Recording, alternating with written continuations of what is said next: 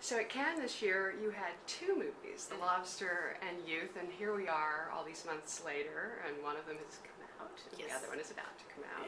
Yeah. And I saw you at the Governor's Awards this weekend. Oh, yeah. I didn't see you. It was really weird. It was like I saw Daniel Craig walking by. Oh, yeah. So I knew you had to be in the neighborhood. Yeah. And then I saw you posing with Jane Fonda and Lily Tomlin. Yeah, I'd asked Jane, I said I wanted to meet Lily. I'd never met her before, and Jane took me over to meet her. So now we're pushing Youth, which is actually, I think, one of my favorite roles you've done. It's extremely difficult, I would think, to do all this talking with Michael Caine and this range of emotions that you have to cover as his helpful, supportive daughter, and yet you're also going through your own crazy divorce. Yeah. The tone of the movie is so specific, and I wondered how that worked for you, getting it together with Sorrentino, just nailing it. I don't know how directors like Sorrentino create tone. That's the great mystery of great auteur directing. I don't know what it is that they do or say that, because direction is really tone control, all direction. And then if you're an auteur, you're creating a really specific kind of tone. Like the Coen brothers, like how do they make that tone? I don't know. But they control it in such a way that you don't even know that it's happening. I mean, with Paolo, we had no rehearsal, zero discussion, like not 1 minute. The scene, my first scene that I shot was with Michael Caine when I berate him in the 3-minute monologue. And I barely met him. I'd said hello to him the day before. So it just happened. And Paolo told me, it was 3 a.m., it was a night shoot. I don't know why. And at 5 to 3, he said, we will do this in one take. Just like that. And that's what working with him is like. He just goes, the deep end, I push you. And now you're in, swim. And it's wonderful. It's wonderful because, I knew that I was going to be covered in mud and that I was not going to be able to move, which really fascinated me, the idea of being that emotional without having any physical movement. I love the counterpoint of that. It's very effective. But I didn't know... You're looking so closely at your face. Yeah, but I didn't know it was going to be in one take and a close-up. I had no idea until 5 minutes before we did it. So it's a wonderful way of working. It's just all surprise. And so I got to kind of coast. It's like, I've never surfed, but I imagine that's what it's like surfing, just surfing the wave of all these different emotions that the text kind of brought up. It's unusual in film to get to talk that much. That's right, and the dialogue is dense. You have many emotions to play with. Yeah. So you've been doing this a while. Is it a question of feeling your chops? I mean, do you sort of feel your muscles and enjoy that challenge?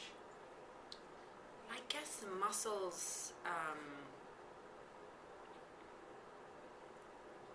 The muscles must be there somewhere. I don't know where. When you're doing it, it's about jumping into a really kind of unconscious state. So I don't even actually know what's happened at the end of it. And I love the father-daughter dynamic. You're taking care of Michael Caine, the character. You've been nurturing him for a long time. Yeah, and I think she's also kind of a journalist said to me today she's codependent, and I thought, I never thought of it like that, but she's a grown-up woman that really hasn't flown the nest. I don't know who needs who more. Well, I think a lot of daughters get into that kind of relationship with their fathers, where especially if there isn't a mother around, grown daughters. Yeah. And I think that it could be described as codependent, but I think it's very common.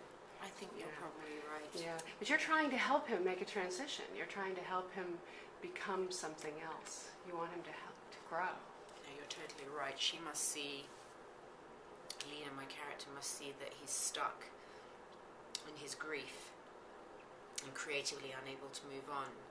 And I think my character's in a lot of pain about his pain. She wants him to work again because she knows that work will be the fuel for a new life, and that's what happens at the end. And she then too, my character, also finds a new life, because I think her world has been very much within her dad's world. So I've married Harvey Keitel's son, so my dad's best friends. I stayed in this like Beaumont, famous literary director world, and I fall in love with a mountaineer, which is a kind of, you know, a metaphor for seeing things from a different perspective. She'll see something from high up, and he's not an intellectual. He's not from my dad's world. She leaves her youth in a good way. It's time. I think it's time for her to grow up. Yeah, that seems to be what the movie's all about, is all these different characters trying to adjust, and some of the oldest characters are the youngest characters. Yeah. And but talk about working with Michael Caine, because he is one of the greats. And what is it that he has that he brings to the show that maybe was a discovery for you, working with him? He's just, when you talk about muscles, I couldn't feel the acting. It was seamless. When he was Michael chatting to me about a story, and when he became my dad, they were the same person. So I feel like the distance between him and this character was very small. I think he really was very vulnerable and unmacho and revealed in a way that maybe he isn't always on film. He's got a lot of soul and a lot of heart, and he's fragile and wise, but unpretentious and humble, and one of the great raconteurs. And we both like working in a similar way, in that neither of us like to analyze it or talk about it, or just do it again. Let's just do it again. And we just did it again. And Paolo liked to work like that too. So the three of us were really humming along, and we were just sort of doers. Not that I don't think Michael wasn't thinking about it all on a very deep level, but he's not. When you're working, it's best not to talk about it. So it must have been fun to be in that setting in Switzerland. Is that where you were? Switzerland? Yeah, we were in Flims and then Davos. When we arrived in Flims, the hotel wasn't open, so there was no food or room service or nothing. It was like The Shining. It was this empty hotel. Even the electric doors weren't opening properly, so you had to prise them open. You know, those ones that slide open. But it was beautiful. It was spring. It was the Alps. The flowers were coming out. It was gorgeous. It was really Were you all sort of hanging out every night and playing, or was it? We did. We had dinners with good red wine and good conversation, and Daniel came out, and him and Michael got along well, and it was a lovely ambiance. And then, but you also had this crazy hotel scene in the Lobster. With a whole group of you hanging out at this other location. Yeah, both kind of spas actually. It was a spa too. Yeah. How would you compare the two directors in terms of working with them, Lanthimos and I think Sorrentino? I mean, I think they both have a really distinct vision for their universe, and being in a film with them is like walking into their psyche or their unconscious. You're not really sure exactly where you are, but you just surrender to their tone control, I guess. But very, very different. I mean, Paolo's Italian, and I think he's into a certain kind of abandon and a different kind of poetry. For me, working with Yorgos was very much like I was in an avant-garde theatre group when I was at college, and tonally it was like, oh, I'm here, I'm back here again. It felt like we've been very influenced by Eastern European theatre, and it's slightly absurdist, kind of minimalist, absurdist, passionate, violent, hard to explain. There's a moment where you're wandering around a meadow, without being able to see, and I'm like going, whoa, they really, and yet he pulls it together. You went with it.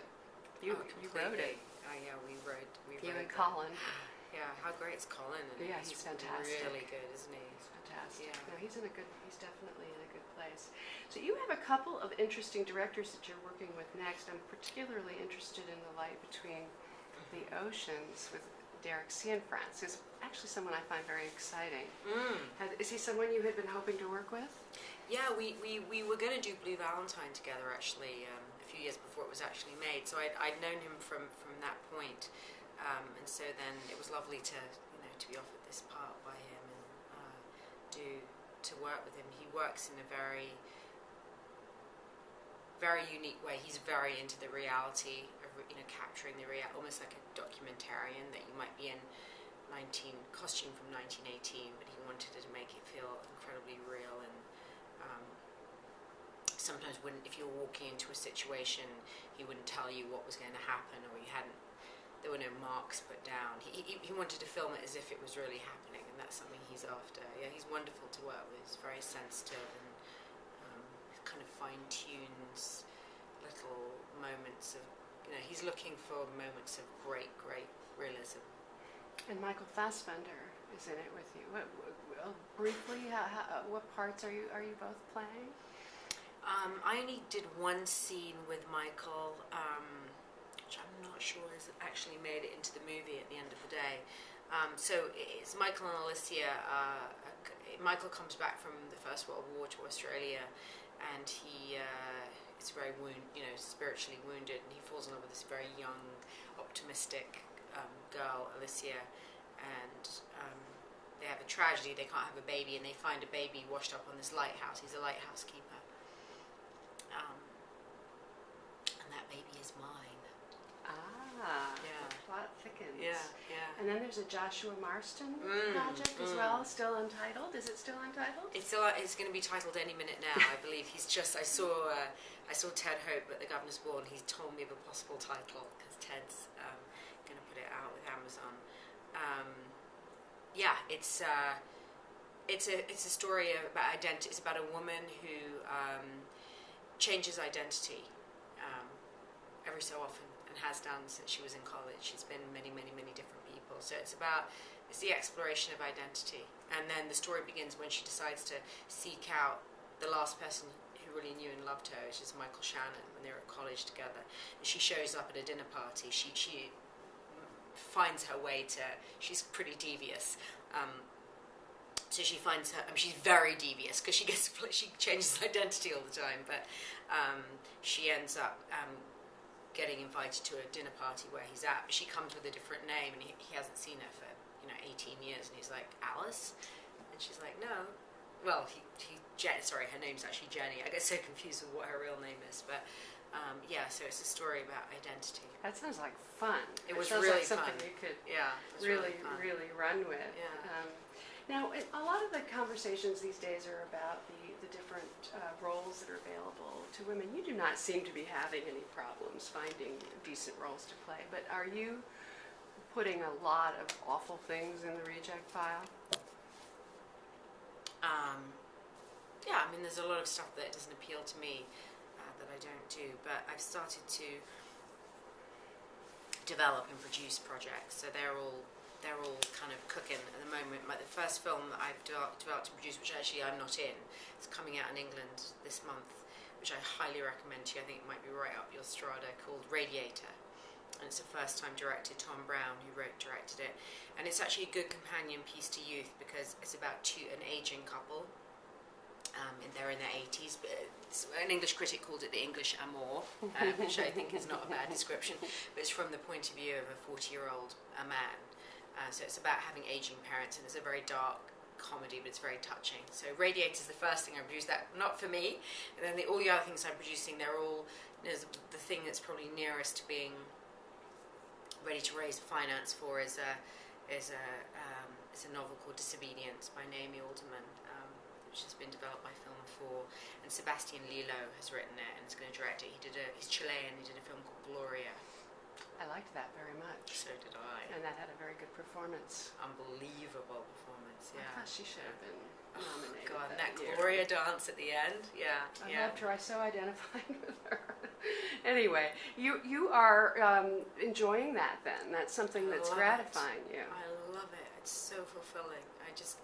I love it. I was asked 10 years ago already, did I want to produce? And I said, yeah, but I just didn't know what. I didn't yet have the, experience to know what it was I wanted, and now I do, so it's great. Who knows how anything will turn out, but I know what it is that really interests me. So it's like I have a slate of about four. One's a memoir, three novels, and one's a true life story. A lot of women are doing this because it's sort of necessary. Yeah, probably is. It's got to get done. Yeah, but I think everyone should do it. Thank you.